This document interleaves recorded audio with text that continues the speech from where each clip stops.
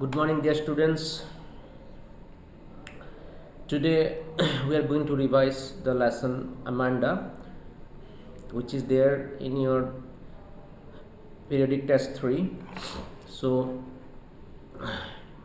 we are going to revise this lesson Amanda. So here we begin.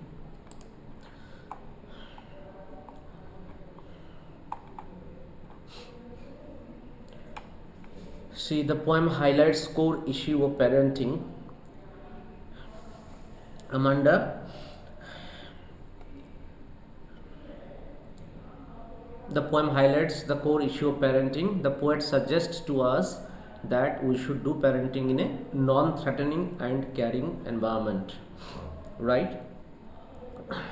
And then instead of disciplining the child from our own perspective, the wishes and feelings of the child should also be taken care of.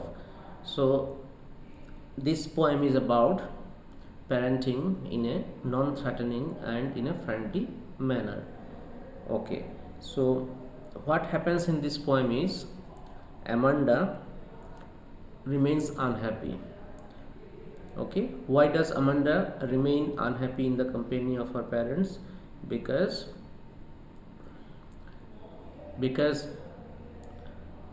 parents were always after her in giving some instructions or the other, right, without letting the child do on her own, right?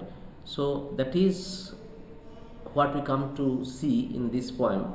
So let's begin with stanza 1. We shall be able to know what are the set of instructions that Amanda's parents want Amanda to carry out. Let's see. For example, here, don't bite your nails, Amanda. Don't hunch your shoulders, Amanda. Stop that slouching and sit up straight, Amanda.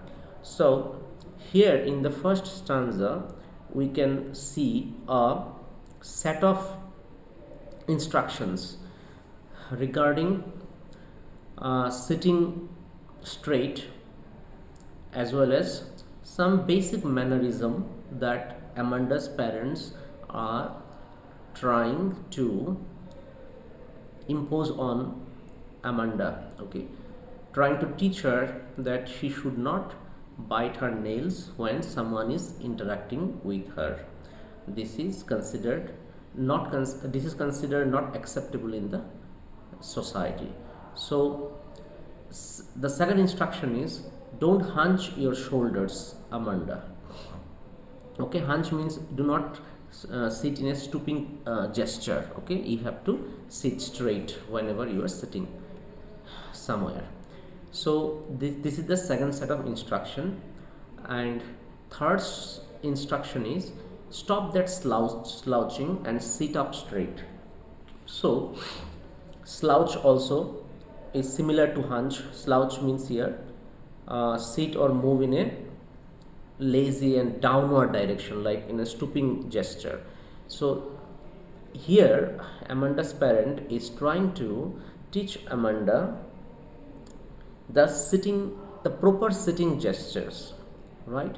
So she is being told not to hunch her shoulders and stop sitting in a downward direction. Okay, whenever she is sitting somewhere, she should sit in an upright, straight position, right, and not in a slouching and hunch position, right? And another first instruction was don't bite your nails, Amanda. Okay, Amanda is not supposed to bite her nails when she is interacting with someone, right? So in these lines, Amanda is being instructed by her parents about not biting her nails and sitting lazily with her shoulders in banded position. The child Amanda is being trained by her parents about acceptable behavior in the society, right? So, but the parents seem to be annoyed with her, indicated in the poem by exclamation mark. So as you can see, after every line there is an exclamatory sign. So this exclamatory sign after every line in the first stanza indicates that Amanda's parents are annoyed with her, right? Amanda's parents are annoyed with her, so they want Amanda to adapt some acceptable norms which are considered to be something which is acceptable in the society, and what she is doing now is something not accepted in the society, right? So this is how stanza 1 ends. We can see that Amanda's parent is interacting with her, okay, her mother in all probability, okay, interacting with her and teaching her certain gestures, okay, acceptable gestures of sitting. Okay, now let us move on to stanza 2. So what you can see here in stanza 2, see here, so what kind of structural difference do you find between stanza 1 and stanza 2? You just study, just have a cursory look, have a glance at stanza 1 and then focus your attention to stanza 2 in a casual manner and see what kind of structural difference do you find between these two stanzas. So can anyone text me the structural difference that is available between that is noticeable between stanza 1 and stanza 2? So please do let me know the structural difference between stanza 1 and stanza 2. Just have a cursory glance, just have a glance, quick glance between stanza 1 and stanza 2 and let me know what kind of difference do you find, okay, the visual difference, okay, not in terms of meaning or not in terms of structure, like in terms of intonation, sentence construction. I'm talking about just a visual difference. What kind of difference do you find whenever you go through these two stanzas simultaneously in a very casual manner? What kind of difference do you find? Do you find any difference at all? If so, please text me. Yes. Yes, Asmita, you are correct. Stanza 2 is written inside the bracket, whereas stanza 1 is not written inside the bracket, right? So why has the poet given a first bracket for stanza 2? What is the reason? So let us explore, let us find out. Here we can see that stanza 2 is given, the entire stanza 2 is given inside the first bracket. It means that stanza 2 is not a part of interaction between Amanda's parent and Amanda herself, right? That is why this stanza has been kept inside the first bracket, okay, or this stanza has been kept inside the parenthesis. Why? Because this stanza is not a part of the conversation between Amanda and her parent. That is why this part has been isolated with the help of a first bracket, right? So if this is not a part of interaction between Amanda's parent and Amanda, then what it is? Let me tell you. These three lines are the inner working, the working process, the thought process of Amanda. So Amanda has lost herself in the world of her own making. Why? Because she is not feeling comfortable in the company of her parents. Therefore, she has lost herself in the world of her own making so that she can build up a world of her own in her imagination. Okay, so as this is a part of Amanda's thought process, therefore these few lines have been kept inside the parenthesis. Now let us see what is going on inside the mind of Amanda. There is a languid emerald sea where the sole inhabitant is me, a mermaid drifting blissfully. Okay, so languid means calm and quiet, right? Languid means like she is lost in the thought of a thought.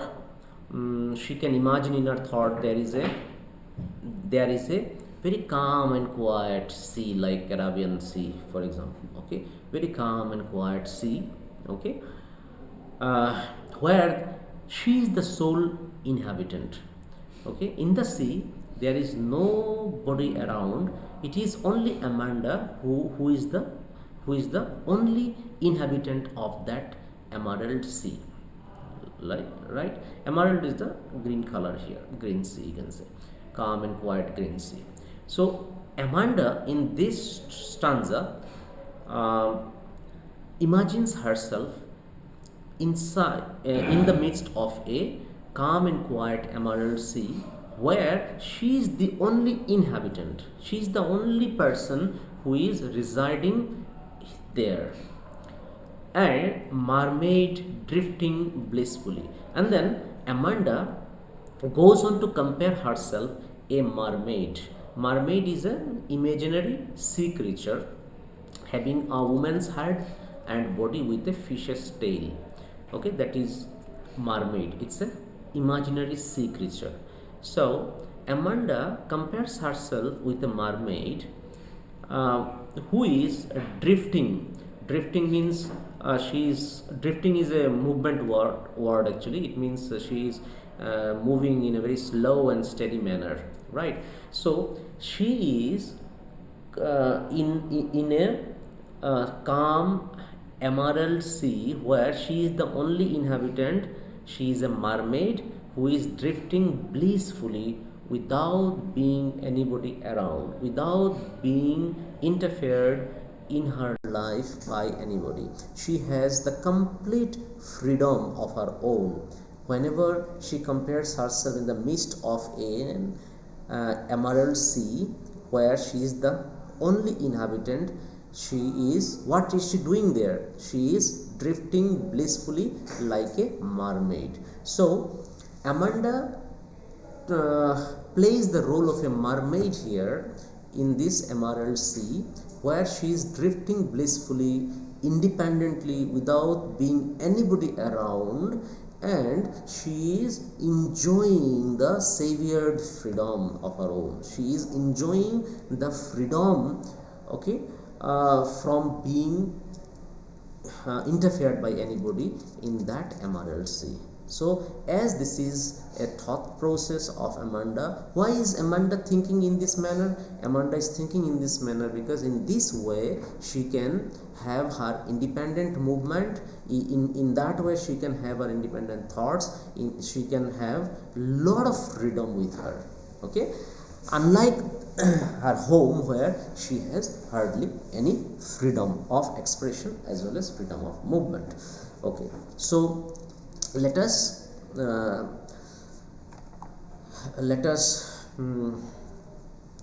summarize this stanza. This stanza is given within first bracket in order to indicate the free-flowing thought of Amanda, right?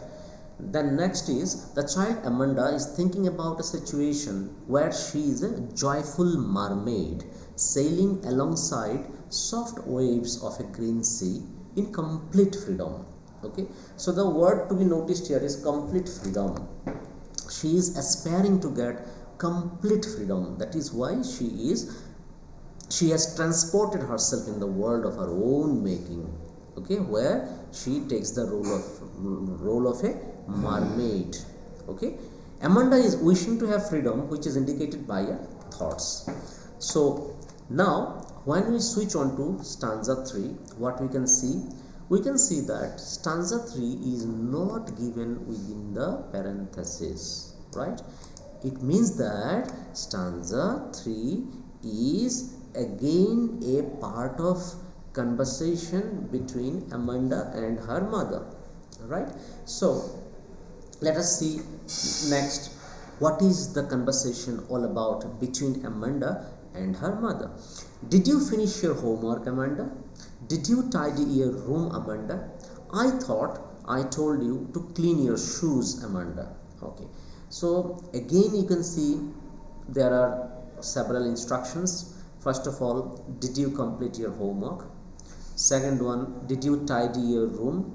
And the next one is, I thought I told you to clean your shoes. Okay, it means, have you cleaned your shoes, Amanda? Right. So again a set of instructions, right? But here you can see in this stanza, only after the third line there is exclamation mark. It means that here Amanda's parents appear to be a bit annoyed with her, because it appears that Amanda hasn't cleaned her shoes so far. That is why her parents have become disappointed that Amanda has failed to execute her work of cleaning her shoes. That is why it is indicated again by an exclamatory sign. Okay, so in this stanza as well, Amanda is given a set of instructions like, if she had done her homework, if she had cleaned her room, if she had cleaned her shoes. Initially these instructions appear to be a normal set of instructions given by every parent, but at the end of the third line, when we come across an exclamatory sign, we come to know that her parents has become annoyed with her. Okay, so here also in this stanza we can see the dissatisfaction or annoyance.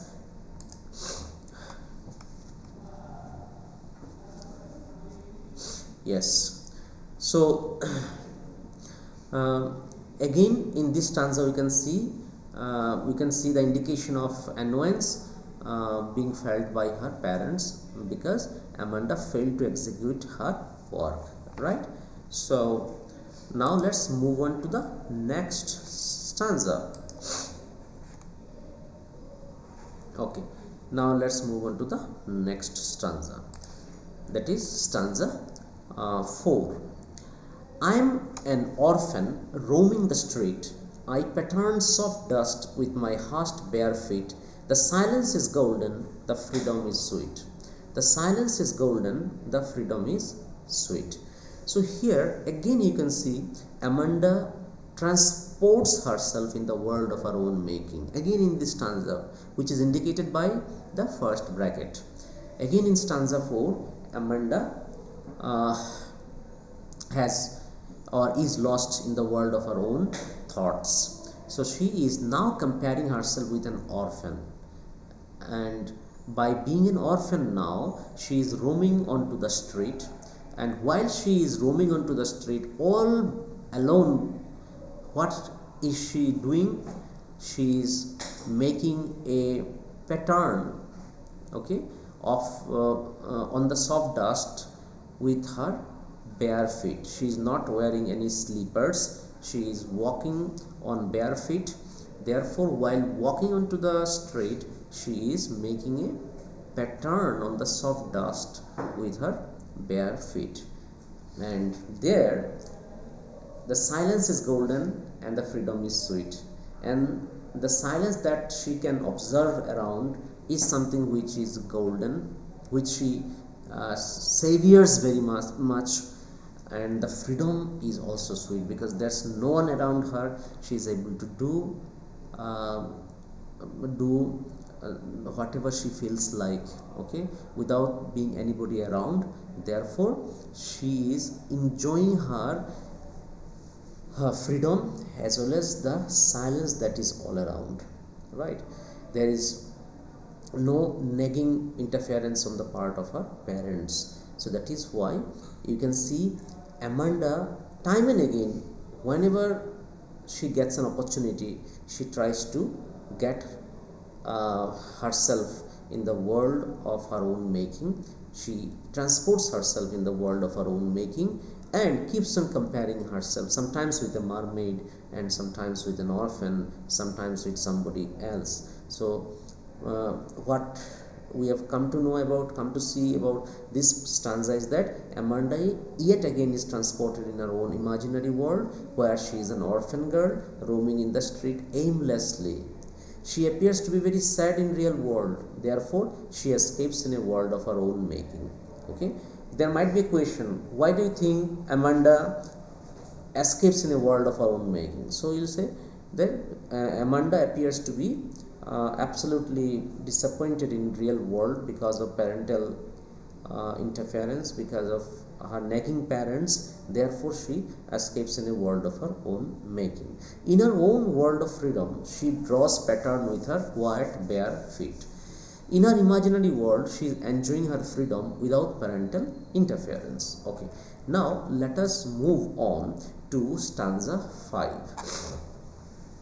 Don't eat that chocolate, Amanda. Remember your acne, Amanda. Will you please look at me when I am speaking to you, Amanda? Okay.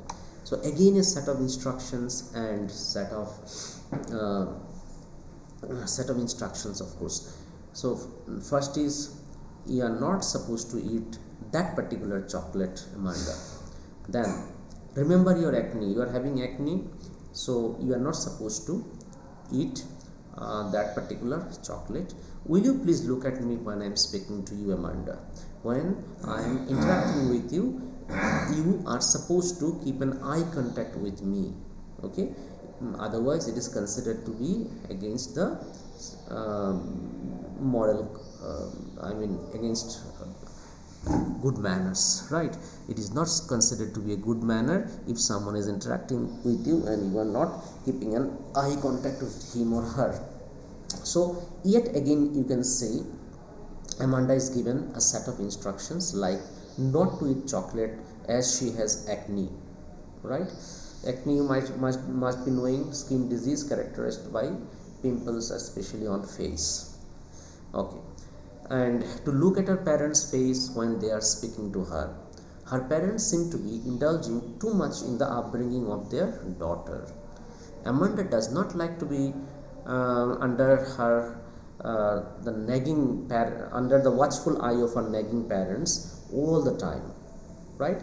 So that is why she feels disappointed, she feels let down, and that is the reason as to why she time and again tries to transport her into a world of her own making. Okay, so now we shall move on to the next stanza. Okay, so if you have any question, dear students, you can ask me before I proceed to the next stanza. If you have any question, if you haven't understood any part of the explanation, please let me know so that I repeat that particular segment and then proceed to the next stanza. Please let me know if you have any queries.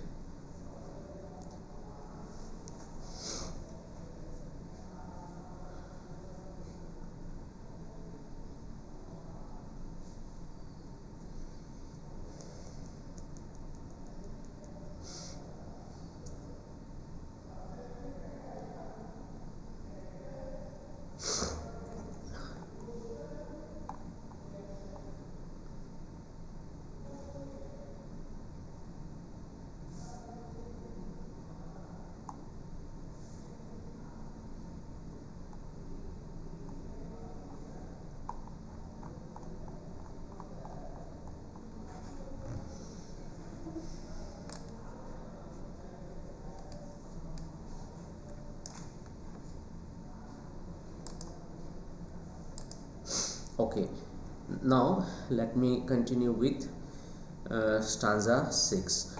Stanza 6 is again given inside the parenthesis or the first bracket. It means that Amanda now compares herself with somebody else. So Amanda says, I am Rapunzel, I have not a care. Life in a tower is tranquil and rare. I will certainly never let down my bright hair. So Rapunzel is a German fairy tale character. Yes. Rapunzel is a German fairy tale character who was made to live alone in a high tower and had very long, beautiful golden hair. She was held captive by a witch Dame Gattel, who used to come up to the tower by climbing her long hair. So now Amanda compares herself with Rapunzel, and she says that she has not a care. She is not let down by the worries or the anxieties of life, right? Life in a tower in tranquil, life where life in a, like Rapunzel used to live in a tower, okay, where her life was very much calm and quiet, right? I will certainly never let down my bright hair.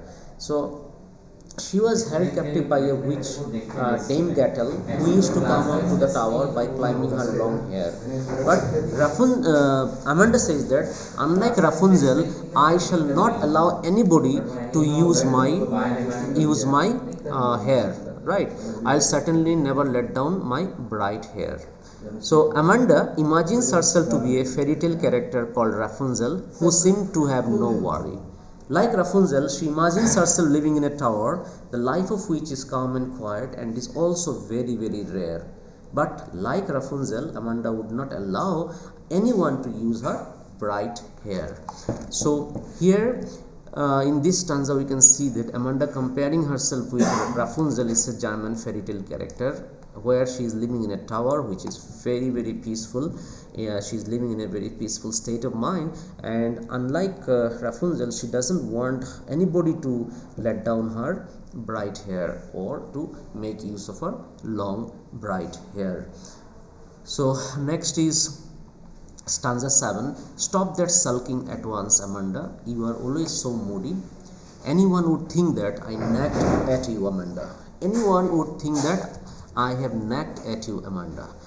Stop that sulking. Sulking means to be very angry or upset about something, and nagged means to irritate someone by complaining about his or her attitude again and again, right? So here the parents said that stop that sulking. You stop being angry or upset with us. You are so very much moody, Amanda. Okay. If anyone hears our interaction, they will think that I was nagging at you, but in fact we are not, or I am not nagging at you. That is what her parent says. Amanda's parent thinks that Amanda fails to oblige their instructions, therefore they are annoyed. Her parents complain that Amanda is very moody. In their effort to teach their daughter accepted norms of behavior in the society, parents think that they are responsible enough. But in the process, they have snatched the identity of the child. Thus, the child lives in a own world and longs for freedom. Right? So, now let's move on to the recapitulation part of the poem. The poem highlights the issue of upbringing a small child called Amanda. The poet seems to suggest that in the process of disciplining a child, parents should never snatch the freedom and identity of a child. In a bid to make the child become acceptable in the society, parents have made her a slave to their arbitrary wishes. Her imagination is not given enough space. Therefore, the child wishes to be a mermaid, an orphan, a fairy tale character, a Rapunzel. Okay, therefore she keeps comparing her with a lot of characters. First of all, a mermaid, then an orphan, and then lastly a fairy tale character like Rapunzel. The continuous nagging on the part of her parents has made her get lost in the world of her own making, where there is enough freedom for her. So that's all about this poem, dear students, and please do study the literary devices and the NCERT solution, because in the book the questions whichever is given, they are important, so you've got to learn those, prepare those questions, like how old do you think Amanda is, how old do you think she is, and then why are stanzas 2, 4 and 6 given in parentheses, then what could Amanda do if she were a mermaid, is Amanda an orphan, do you know the story of Rapunzel, why does she want to be Rapunzel, right? So all these questions you please prepare along with the literary device like alliteration, personification, okay, metaphor, simile, all that, right? So our dear students, let's wind up here our lesson today. Okay, let's wind up, dear students. Now I hope you have understood this lesson, Amanda, and next class I shall start with another lesson, right? Another revision of the lesson I'll start with. Okay, so thank you, dear students. Bye bye, take care and have a nice day. And those who want to come for Japanese encephalitis vaccination, you please do come on time today at 2 o'clock. Okay, your first dose of Covaxin will be deferred by 28 days, almost a month, because if you take Japanese encephalitis vaccination, then you cannot take the first dose of Covaxin, which is scheduled on January 17. Okay, dear students, bye bye, take care and have a nice day.